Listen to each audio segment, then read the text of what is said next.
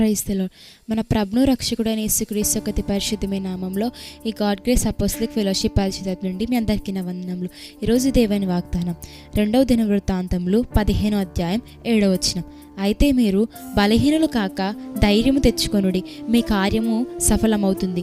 ఈరోజు దేవుడు ఏం మాట్లాడుతున్నాడంటే కనుక నీ కార్యము సఫలం అవ్వాలి, నీ కార్యం నేను నెరవేర్చాలంటే నీవు ధైర్యము తెచ్చుకో, బలము తెచ్చుకో అని దేవుడు మనతో మాట్లాడుతున్నాడు.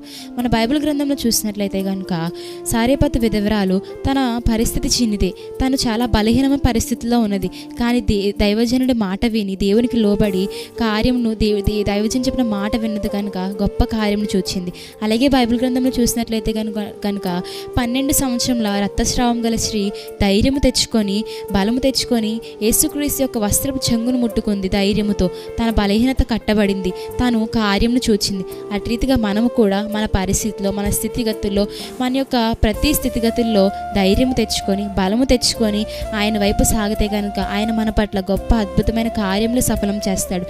అట్టి కృప కనికరం, అట్టి ధైర్యము దేవుని యెడల మనకును కలిగి ఉండి నడిపించునుగాక. ఆమేన్.